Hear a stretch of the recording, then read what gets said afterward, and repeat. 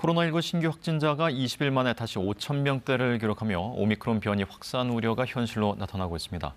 정부는 오미크론이 이번 주 내에 우세종이 될 것으로 전망하고 오미크론 확진자도 재택치료 대상에 포함시키기로 했습니다. 한편 다음 주부터 의학적 사유로 인한 방역 패스 예외 대상이 확대됩니다. 이현정 기자가 보도합니다.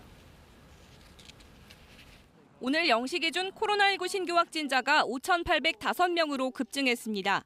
지난주 수요일보다 1,400여 명이 늘었고 지난달 30일 이후 20일 만에 5,000명을 넘은 겁니다. 오미크론 변이 검출률은 이미 호남권 59.2%, 경북권 37.1%로 지역사회 전파가 확산됐습니다.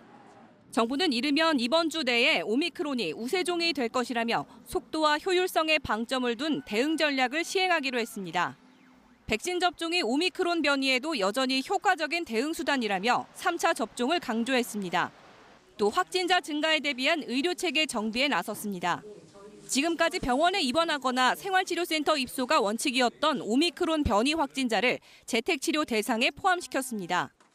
이에 따라 병원과 생활치료센터는 고령층과 기저질환자 등을 대상으로 배정하기로 했습니다.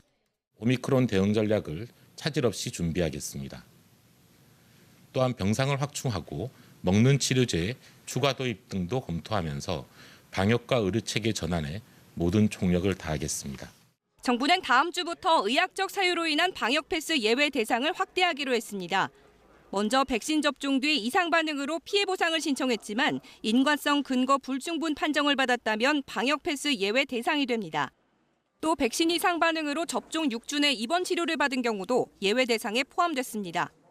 하지만 임신부는 고위험군에 속하기 때문에 임신 기간에 관계없이 방역 패스를 계속 적용하기로 했습니다. 방역 패스의 적용 대상과 수준은 어떤 정해진 답이 있는 것은 아닙니다. 사회적 공감대와 합의를 이루어가는 과정이다. 정부는 이렇게 판단하고 있습니다.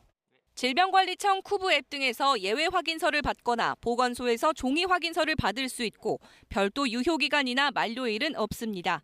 KBS 뉴스 이현정입니다.